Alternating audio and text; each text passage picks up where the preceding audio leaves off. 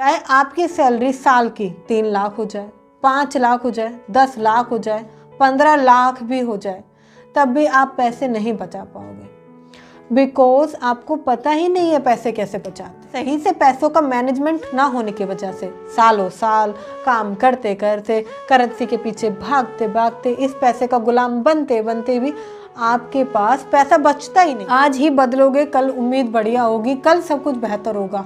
आज बेकार है, आज सब कुछ बेकार कर रहे हो, प्रेजेंट बेकार है, तो फ्यूचर का क्या आप सोच सकते हो कि मैंने कुछ ऐसा कर रखा है तो होगा। अगर आप कुछ करते ही नहीं हो तो कैसे होगा। करना इम्पोर्टेंट है। 10 से 15 लाख रुपए खर्चे आता है एक शादी कराने में, बहुत बढ़िया शादी में, ठीक है।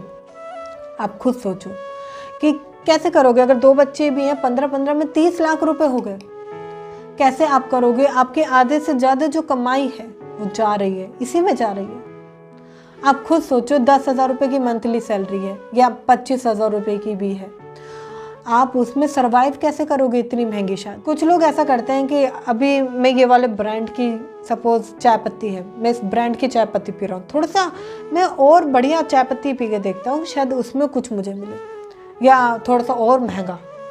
ये जो महंगा है, थोड़ा सा और बढ़िया, थोड़ा सा ब्रांडिंग, थोड़ा सा बढ़िया, ये आपको बर्बाद कर देगा। अननेसेसरी जगह आप बर्बाद करते हो। लाइक ट्रिप ले ली कोई फालतू की, मूवी, पिज्ज़ा, या ये 100 रुपये डेली के खर्च करने, आज मेरा ये खाने का मन है, आज मेरा वो खाने का मन है। इस तरीके से आप पैसा बर्बाद कर रहे हो। स्वागत है आपका एक और शानदार वीडियो के अंदर। मैं आयशा जैन, फाइनेंस कोच। आज हम बात करने वाले हैं क्यों सैलरीड पर्सन के पास सेविंग्स नहीं होती है, क्यों वो स्ट्रगल करता है। थंबनेल पढ़कर आप आ गए, आपको अच्छा लगा। आज हम इसी वीडियो में बात करेंगे कि कैसे आप इस प्रॉब्लम को ख़त्म कर सकते हैं। मैं जानती हूँ आज ये वीडियो वो लोग देख रहे हैं जिनकी जॉब है, और कुछ ऐसे भी लोग देख रहे हैं जिनकी जॉब अभी नहीं है, या जो स्टडी कर रहे हैं, या जो स्ट्रगल कर रहे हैं। देखिए, मैटर नहीं करता आपकी जॉब है या नहीं है, क्योंकि इन फ्यूचर जब आप इस सिनेरियो में पहुँचोगे तो आप यही दिक्कतें फेस करने वाले हो।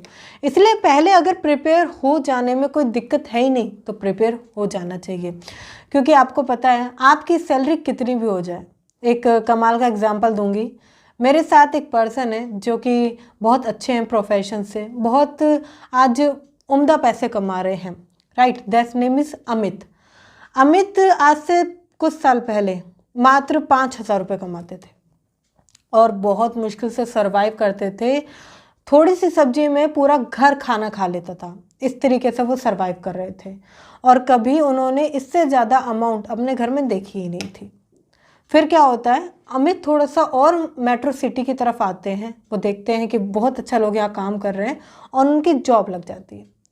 जॉब लगते ही वो यहाँ पर जो 5,000 रुपये की अर्निंग सर वो बदल के 10 से 15,000 रुपये हो जाती है, और तो बल्ले बल्ले हो जाना है, फैमिली खुशी से बाहर हो जाती है।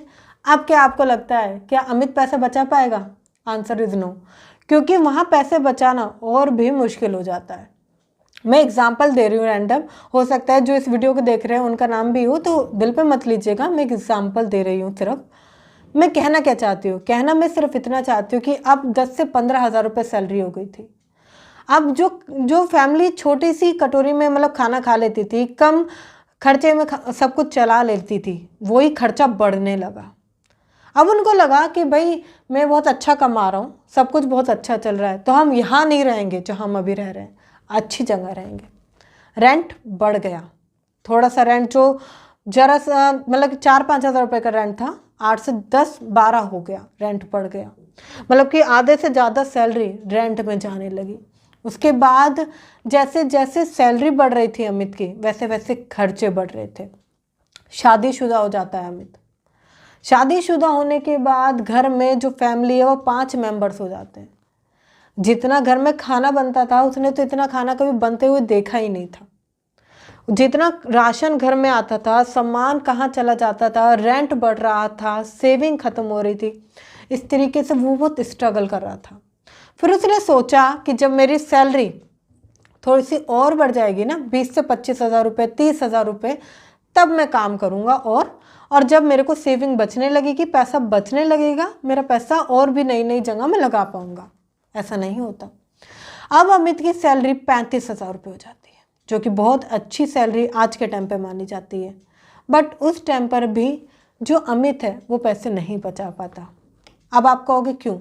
देखिए, चाहे आपकी सैलरी साल की 3 लाख हो जाए, 5 लाख हो जाए, 10 लाख हो जाए, 15 लाख भी हो जाए, तब भी आप पैसे नहीं बचा पाओगे।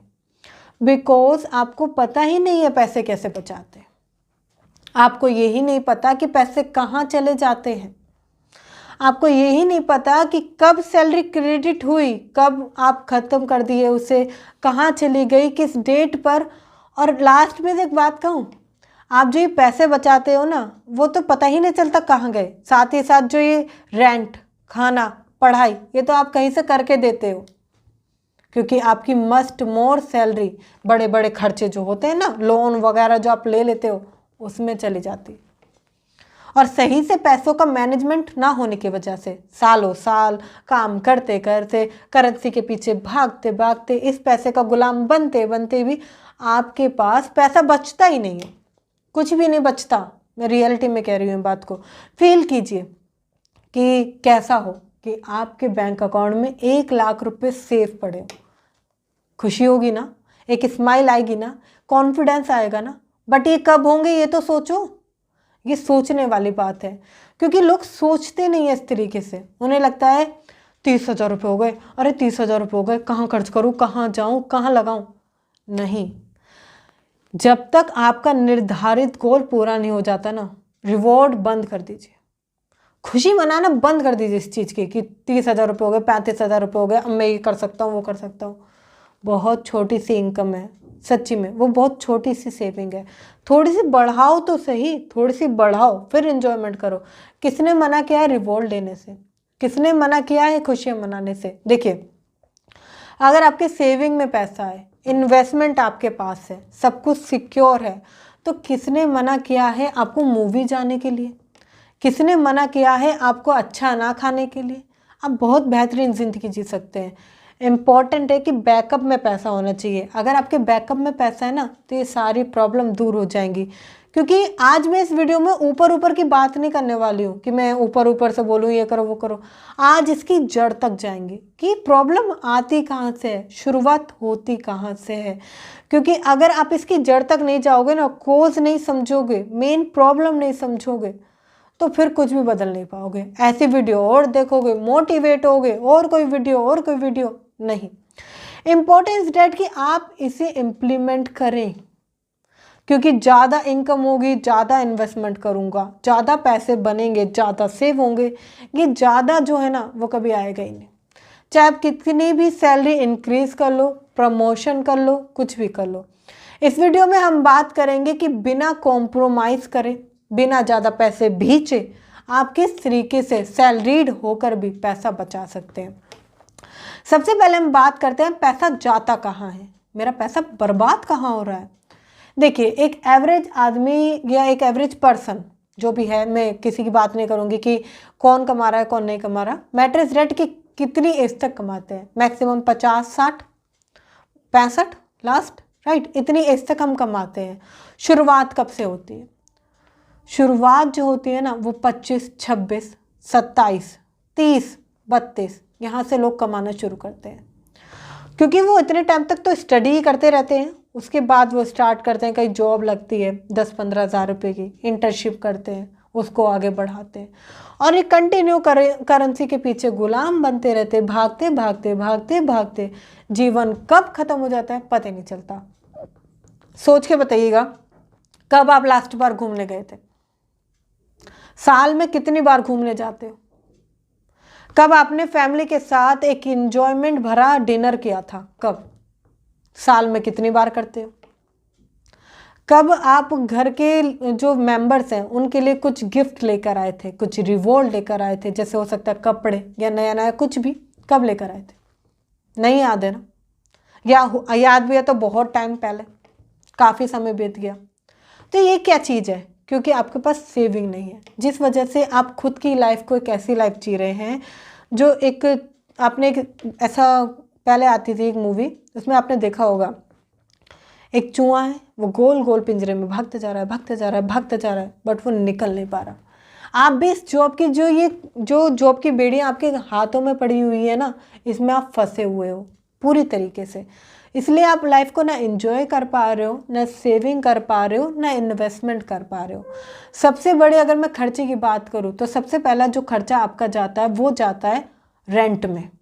जी हाँ, रेंट में सबसे पहले आपका पैसा बर्बाद शुरू होने लगता है। ये क्या है?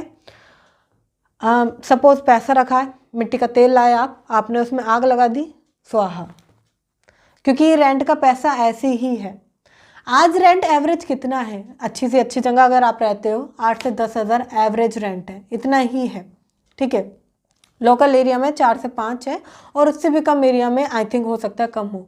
मगर मैं एक अच्छी सैलरी और एक अच्छी जगह लाइफ स्टाइल की बात कर रही हूँ जो कि आप रिलेट कर पाएंगे, राइट? क्योंकि आप भी कहीं ना कहीं मिडिल क्लास फैमिली से बिलोंग करते हैं। और इस मिथ को मैं तोड़ दूंगी वीडियो के लास्ट में कि आप मिडिल क्लास नहीं हैं, आप उससे भी पुअर में आते हैं। कैसे? देखिए, आपका जो मस्ट पैसा जो रेंट में जा रहा है, पहली बात तो ये बर्बाद हो रहा है पूरी तरीके से। अब कुछ लोग सोचते हैं कि मैम मैं रेंट ना लेकर क्यों ना अपना घर ले लो। अच्छा, तुम अपना घर लोगे? बहुत अच्छी बात है, लो। अब आप लेते हो लोन। लोन की जो इंस्टॉलमेंट है, काम करो मत करो, पैसा आए कहीं भी जाए, लोन देना ही है, इस अमाउंट को देना ही है। अदरवाइज ये जो है ना जी का जंजाल बन जाता है, सच में बहुत बुरी हालत कर देता है। मैंने अपने घर में देखा है, जब कंडीशन, मुझे ही पता है कि घर में कमाने वाला एक पर्सन था और लोन इतनी बुरी तरीके से जकड़ के बैठा था ना कि डर लगता था, ये छत है अपनी नहीं है, पता नहीं कब चली जाएगी। दे दिया है पैसा, आधे से ज़्यादा पैसे दे दिया है, बट आपको पता हो जो लोन होता है ना उसमें ब्याज पहले लेते हैं। होम लोन हो, पर्सनल लोन हो, बाइक लोन हो, कोई सा भी लोन हो, अगर उसकी रिपोर्ट निकाल के पढ़ोगे ना तो पता चलेगा कि आपने ब्याज ही दिया है, सिर्फ इंटरेस्ट ही दिया है, प्रिंसिपल मुद्दत अभी बाकी है। अब आप क्या कहोगे? जैसे आपने लोन ले लिया, सपोज एवरेज लोन जो आपने ले लिया, मैं एक बात करती हूँ, 25 लाख का घर है, ठीक है। लोन आपने इस पे बनाने सब कुछ करवाने पर इसमें एवरेज लोन जो आपने ले लिया वो भी 25 लाख के समथिंग ही ले लिया, क्योंकि डाउन पेमेंट ये सब तो ऊपर से चली जाती है, एवरेज यही बैठ जाता है, राइट? या आपने वो अमाउंट भी बाहर से ली है तो इससे ज़्यादा भी बैठ सकता है। अब इसको आप कराते हो 20 साल के लिए, 20 साल के लिए, इंटरेस्ट भी अगर इसका ज़्यादा है, आजकल तो इंटरेस्ट ज़्यादा ही ऑफर होता है, बहुत कम लोग हैं जो सही इंटरेस्ट पे करते हैं। ज़्यादा इंटरेस्ट पे हो गया, 20 साल के लिए हो गया, आप बंद गए 20 साल के लिए, देना ही देना।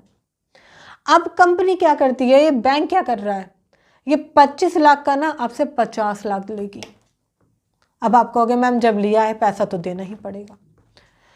एक बार आप कैलकुलेट तो करो कि कितना इंटरेस्ट दे रहे हो आप, कितना इंटरेस्ट दे रहे हो, बहुत ज़्यादा पैसा वेस्ट कर रहे हो यहाँ पर आप, क्योंकि एग्जैक्ट डबल 25 लाख का घर लिया, 50 लाख दे रहे हो। मैं मानती हूँ कि उस टाइम पर आपके जो घर की जो रेट हैं वो भी उसी समान होंगे, मगर ये कैसे भरोगे सोचो। यहाँ पे पैसा आपका फिक्स हो जाता है, बर्बाद होना शुरू हो जाता है, और आधे से ज़्यादा लोग इसी लोन की उसमें फंस जाते हैं। क्यों कहते हैं लोग लोन लेना बुरा है? ऐसे ही नहीं कहते, क्योंकि रियलिटी में आधे से ज़्यादा कमाई है ना उसी में जाने लगती है। पेनल्टी लग गई पता नहीं किस चीज़ की, उसमें एक्स्ट्रा पैसे हो गए, ब्याज बढ़ गया, ये हो गया वो हो गया, पता नहीं अलग अलग आजकल तो टर्म एंड कंडीशंस बढ़ती चली जा रही हैं। तो ध्यान दीजिए कि लोन आप अवॉइड कीजिए।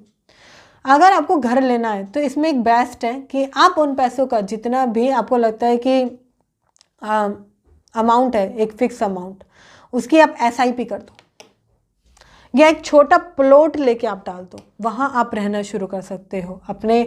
अगर आपको लगता है कि नहीं मैम मेरा तो काम ऐसा है कि मुझे बाहर ही रहना पड़ता है, तो आप उस अपनी फैमिली को अलग करके एक छोटा सा रूम ले सकते हो रेंट पर। आपकी फैमिली तो अच्छी लग जाएगी, आपके ऊपर रेंट कम हो जाएगा।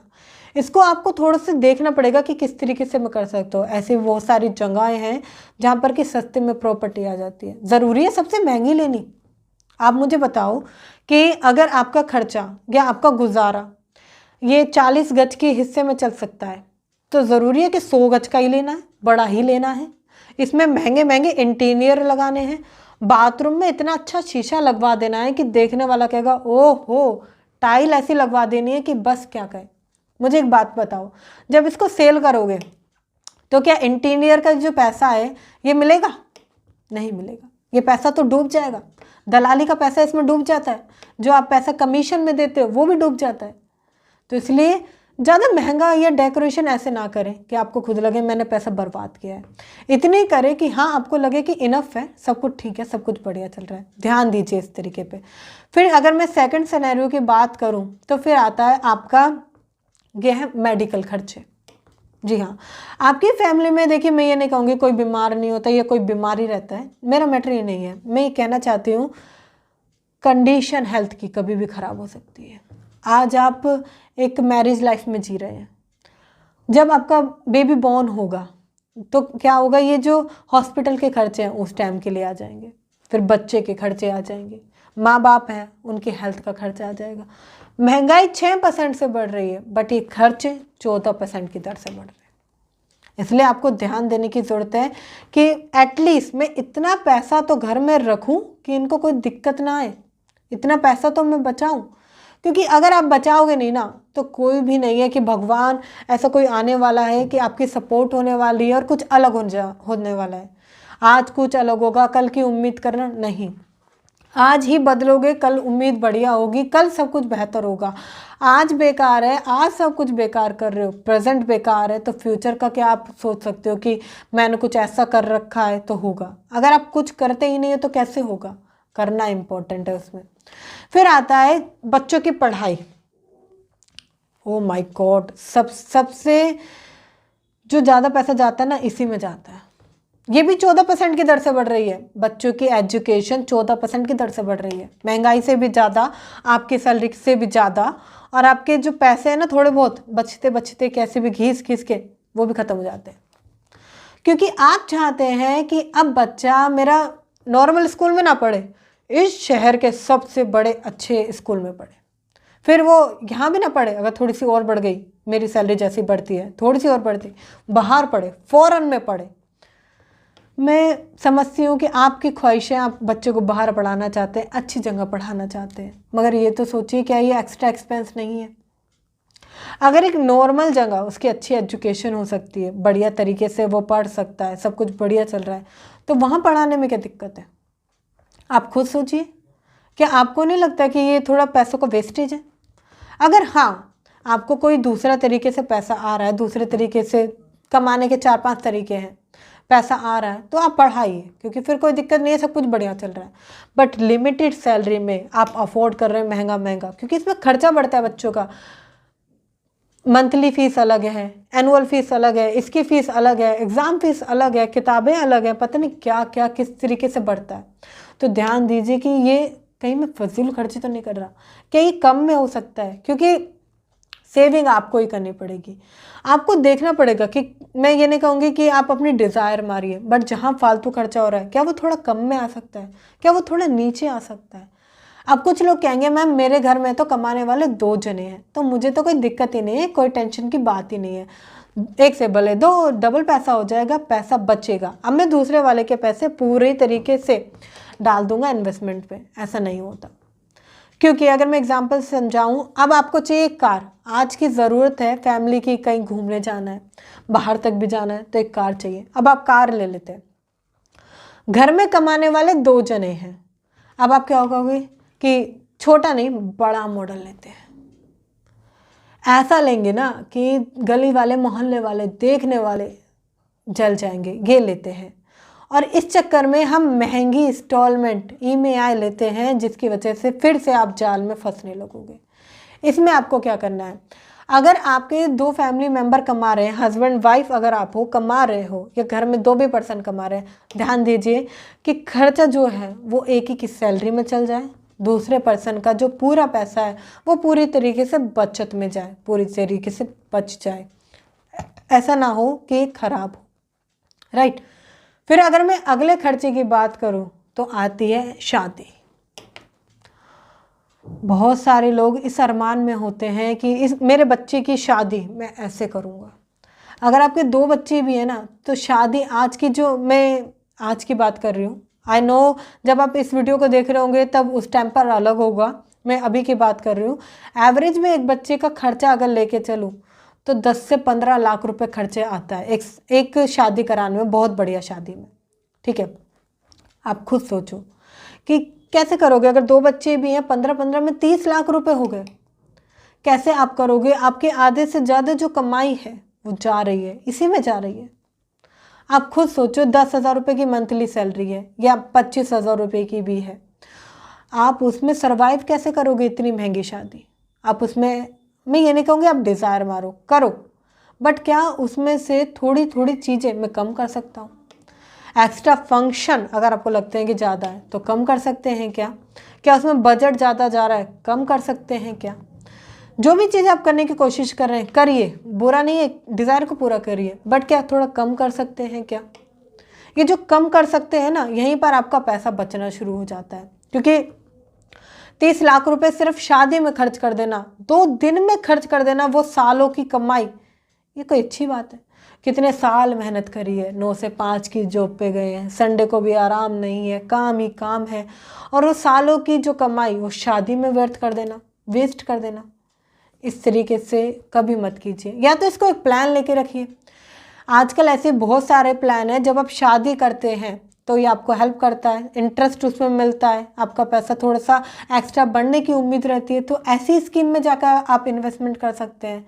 जैसे आजकल गर्ल चाइल्ड के लिए बहुत अच्छी अच्छी स्कीम है, तो अगर वहाँ आप जोड़ के रखते हैं तो कोई दिक्कत नहीं है। बट आपने एक्स्ट्रा किसी से लोन लेकर या कर्ज पर पैसा लेकर, लोग ले लेते हैं, थोड़ा कम बढ़ रहा है पैसा, ठीक है कोई बात नहीं, 2-2.5 लाख रुपए वहाँ से उठा लो, और जैसे ही 2-2.5 लाख रुपए आप लेते हो, वो देना बहुत टफ पड़ जाता है। तो आज के टाइम पर ये खर्चे आपको कम करने की कोशिश करनी चाहिए कि मैं किस तरीके से इसको कम कर सकता हूँ। अगला, अगर आपका मैं बात करूँ, सबसे महंगा जो आता है ग्रोसरी। अब आप कहोगे क्या मैम घर का खर्चा भी ना करें, क्या ये भी ना करें हम? मैं एक बात कहती हूँ कि अगर सपोज़ आपका जो घर का खर्चा है वो 3,000 रुपये में हो जाता है, या मैं बहुत ही कम अगर अमाउंट बोल रही हूँ, 15,000 रुपये में भी हो जाता है, तो ज़रूरी है उसको 25-30 हज़ार रुपये लेके आना। कुछ लोग ऐसा करते हैं कि अभी मैं ये वाले ब्रांड की, सपोज़ चाय पत्ती है, मैं इस ब्रांड की चाय पत्ती पी रहा हूँ, थोड़ा सा मैं और बढ़िया चाय पत्ती पी के देखता हूँ, शायद उसमें कुछ मुझे मिले, या थोड़ा सा और महंगा। ये जो महंगा है, थोड़ा सा और बढ़िया, थोड़ा सा ब्रांडिंग, थोड़ा सा बढ़िया, ये आपको बर्बाद कर देगा। क्योंकि जब खर्चे लिमिटेड में चला सकते हो तो ज़रूरी है उस पैसे को उसमें डालना, आप उसे सेविंग में डालिए। मैं जानती हूँ आपने खर्चे जो है ना ये लिमिटेड करने की जगह बढ़ा लिए, बट इसको लिमिट में लाना चालू कीजिए, ट्रैक करना चालू कीजिए, किस तरीके से इसको ट्रेस कर सकते हैं, क्या ये कम हो सकते हैं, या ऐसा तो नहीं है फालतू खर्चे हैं, ऐसा तो नहीं है कि मैंने ऐसा सोच लिया है कि ये कभी कम ही नहीं हो सकते, मैं क्या करूँ। आप इन्हें कम कर सकते हो। पता है आज बहुत सारे ऐसे सफल इंसान हैं जो सैलरी के साथ साथ भी आज पैसे बचा पाते हैं। उन्होंने पैसे जोड़ के एक अच्छी इन्वेस्टमेंट कर रखी है, अलग अलग तरह से उन्होंने एफडी, गोल्ड, बॉन्ड्स, ऐसी जगह पैसा डाल रखा है। बट आपके तो अकाउंट में भी पैसा नहीं है। आपको तो ये घमंड रहता है कि कोई भी दिक्कत हुई तो पैसा मांग लेंगे, पैसा ले लेंगे। ये कोई अच्छी बात है? आप खुद सोचिए, किसी का पैसा ले लेना, फिर देते रहना, काम करते रहना, एक कर्जा ले लेना और इसकी हैबिट डाल लेना, बहुत बहुत बुरा है। इसलिए पहले ट्रेस कीजिए। देखिए ये खर्चे आपके अनुसार आगे पीछे हो सकते हैं। किसी का शादी का खर्चा 8 लाख हो सकता है, 10 लाख हो सकता है, 5 लाख हो सकता है, कितना भी हो सकता है। मैं यहाँ पर ये नहीं कह रही कि आप घर 50 लाख का ही लो, उससे भी कम ले सकते हो, आप घर 25 लाख का लो, नहीं, इसे आप कम ज़्यादा कर सकते हो। बट आप इससे कम ज़्यादा करके करोगे क्या? सेविंग तो फिर भी नहीं करते, आप उस पैसे को अननेसेसरी जगह बर्बाद करते हो।